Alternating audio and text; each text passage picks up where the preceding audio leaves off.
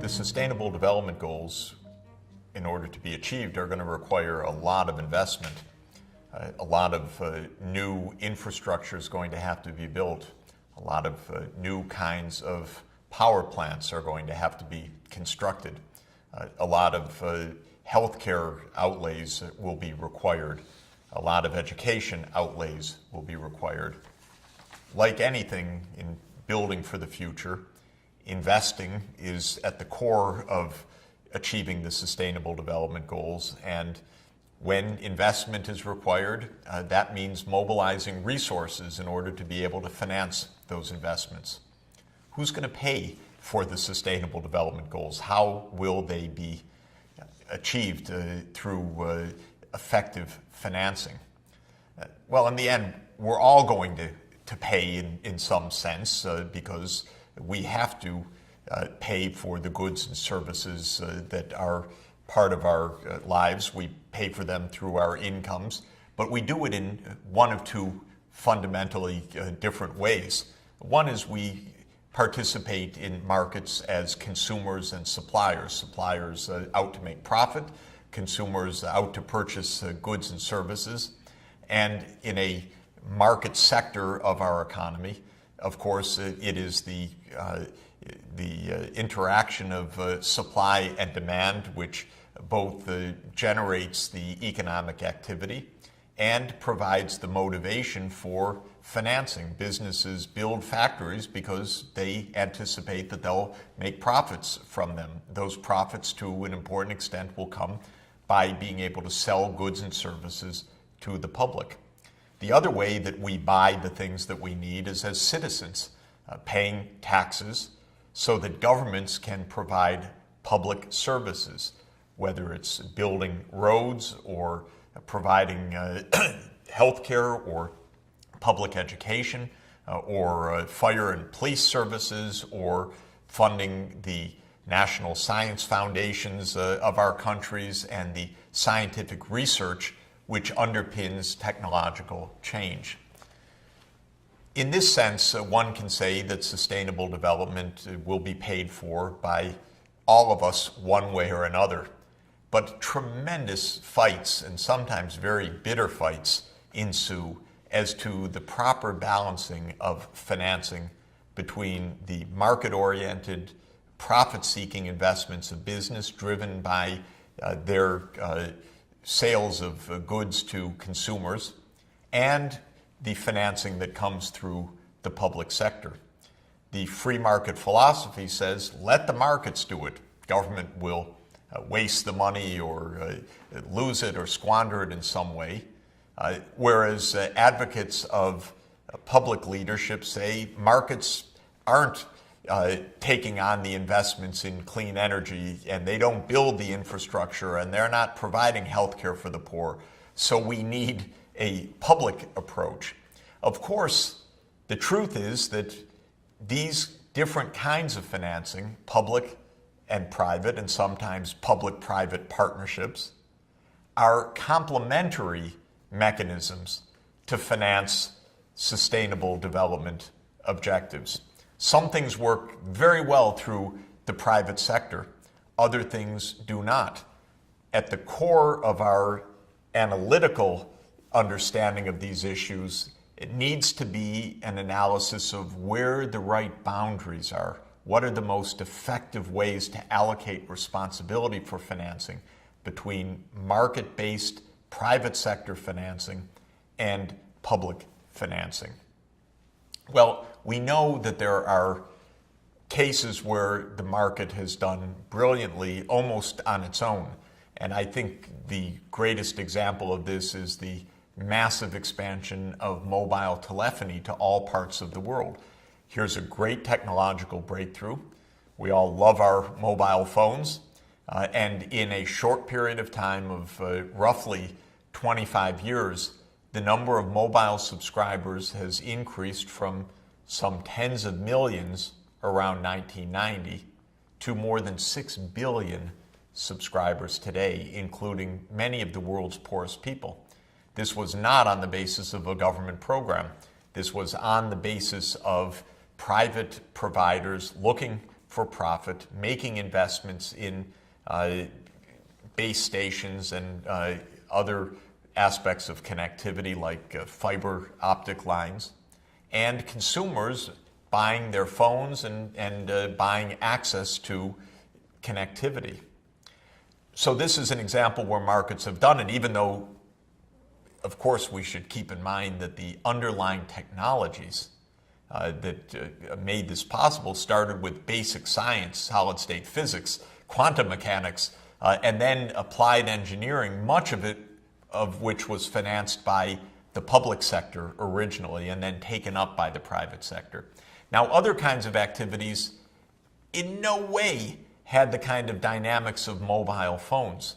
When it came to malaria control, when even markets plus subsidies were the preferred mode of organization for financing malaria control back more than a decade ago, the uptake was very, very small. When companies producing insecticide-treated bed nets were trying to market those bed nets to the public, they found that the poorest people absolutely were not consumers, were not customers for them, even though they needed those nets to stay alive.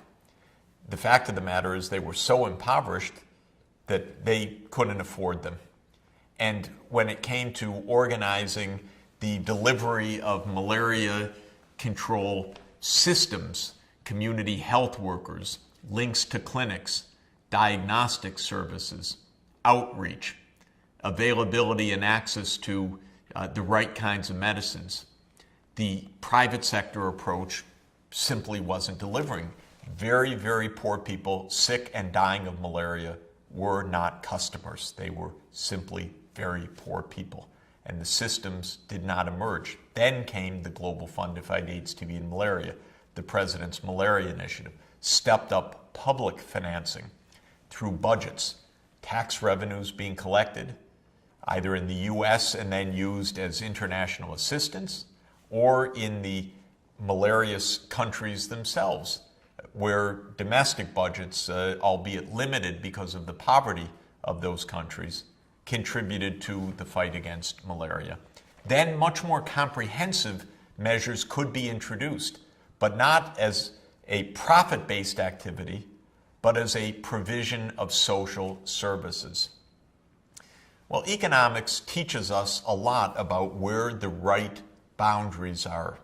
And let me mention some of the reasons why the private approach, which we'd love to be the universal one if it actually solved problems, doesn't solve problems in particular and very important cases. First, for the poor. Markets, one can say, are designed to ignore the poor. The poor have no money or very little of it. They're not good customers in many, many cases. And markets in that case, when they feel you can't make a profit from that, pass over the poor, and the poor, if it's a question of access to health care, for example, can die as a consequence. And that's why we discuss the concept of merit goods, that there are areas of our economic life, health, education, and other areas where government should provide services, whether people can pay for them or not, because these are meritorious goods that for a number of reasons should be universally accessible. So that's one place where public financing is essential. Public financing is essential in areas where for other reasons it's very hard to recoup the returns on an investment in a direct cash sense. Consider investing in basic science. That kind of knowledge is freely available. Scientists need to publish their papers in journals that are read by everybody. The returns to science come in the broad improvement in society, in the uptake of that basic science, maybe by an inventor who then owns a patent, but the scientist doesn't patent the basic forces of nature which that scientist is discovering or uncovering in her or his research.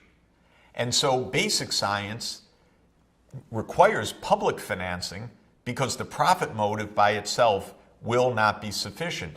Fortunately, many countries have recognized this, even for centuries, offering prizes or grants, first from the kings and queens and princesses, now from our governments and voted by parliaments and Congress, to agencies like the National Science Foundation, which support the basic science. And public finance we know to be very important for social insurance when people are left unemployed by shifts of global markets, when they succumb to other kinds of hardships that can't be insured effectively in private markets. Government is there as a kind of social safety net. These are all reasons why public financing will be crucial for the Sustainable Development Goals, and where for poor countries that don't have a tax base adequate to meet the SDGs in their own countries, international help from taxpayers from the high-income countries will also play a vital role. Now, there are many areas where the private sector is the natural way to finance advances. The big power plants that will be built will by and large be built by private companies in the future. But in order to give the right incentives to have those investments, we know that we will need corrective pricing. For example, a carbon tax, which shifts the investments of power generation companies to wind and solar power as opposed to coal-fired power plants, for example. So even when the financing is within the private sector, a proper regulatory framework and corrective measures, for example, to put prices or taxes on social costs like pollution or carbon emissions, is very important to make sure that the private economy providing the financing is investing in the right areas, driven by market signals that are giving accurate indicators of overall social costs and social benefits. Now, there's been an ongoing debate, very emotional, I have to say, and very tense at some points, about one aspect of public finance, and that is when taxpayers in one country help to provide public services in another country through official development assistance. Some have said this kind of aid, as it's called, ODA in the technical jargon, and aid in the day-to-day discussions and debates, is ineffective. There are harsh critics of foreign aid per se. There are others, and I'm among them, who say that that kind of taxpayer-financed approach, where it's taxpayers in one country helping people in poor countries, is vital and life-saving and crucial for organizations like the Global Fund to Fight AIDS, TB, and Malaria, or PEPFAR, or other international development efforts aimed at helping very poor people.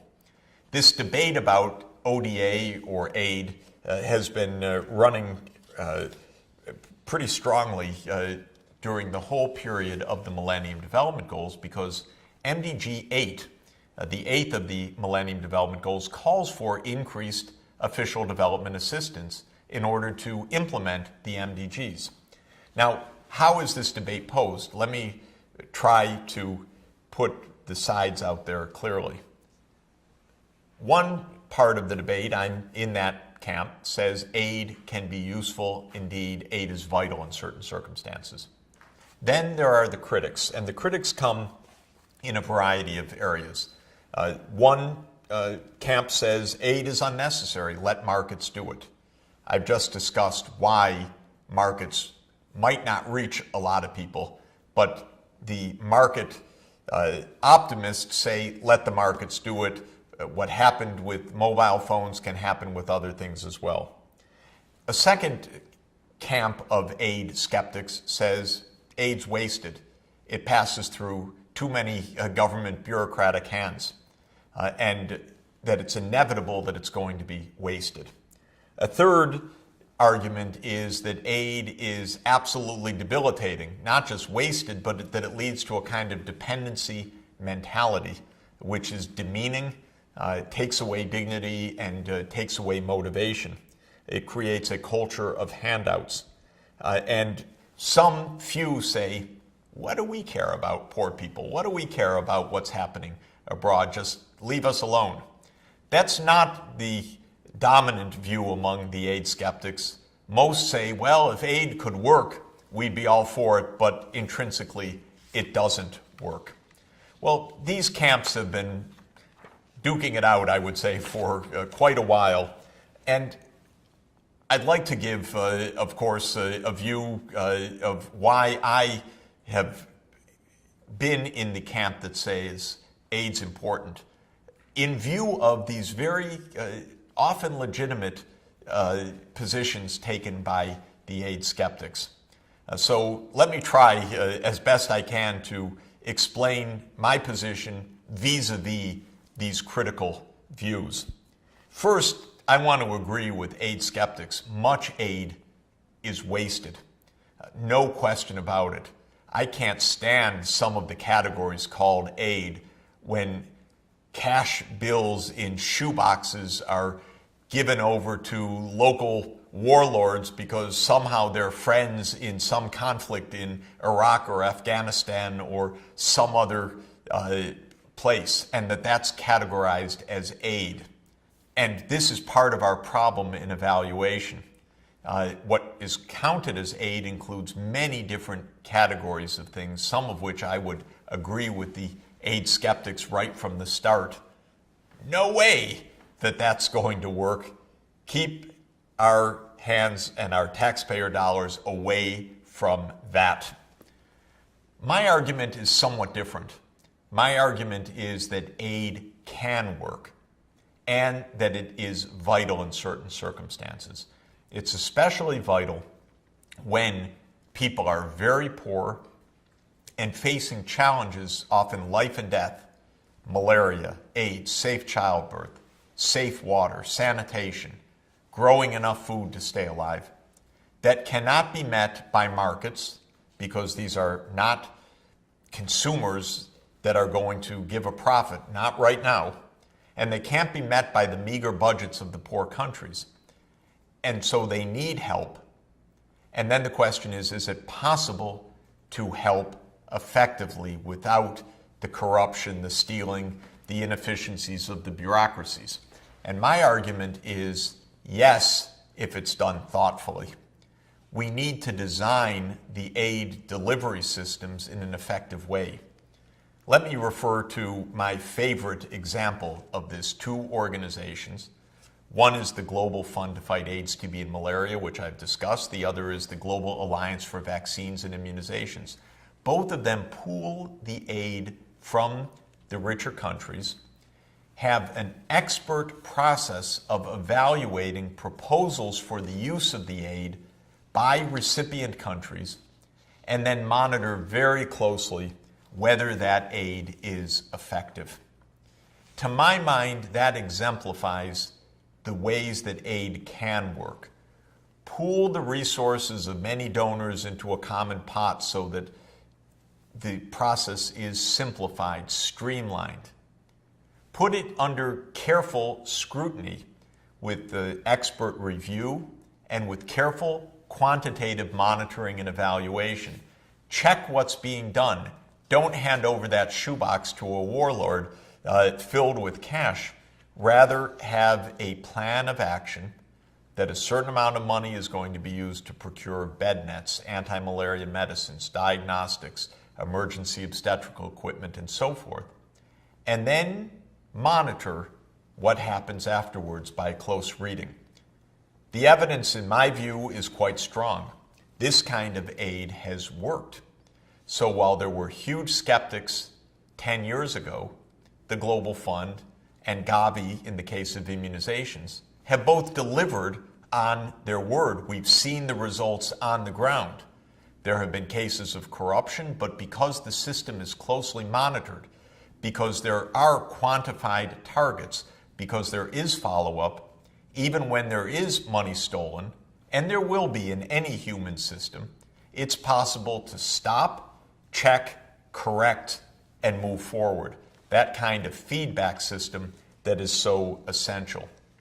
I believe we need more of those pooling mechanisms, more global funds in essence, for health, for education, for safe water and sanitation, for smallholder farming, for access for all to low carbon energy sources, and to mechanisms to protect biodiversity. We have a global environment facility like that has been established under the Convention on Biological Diversity.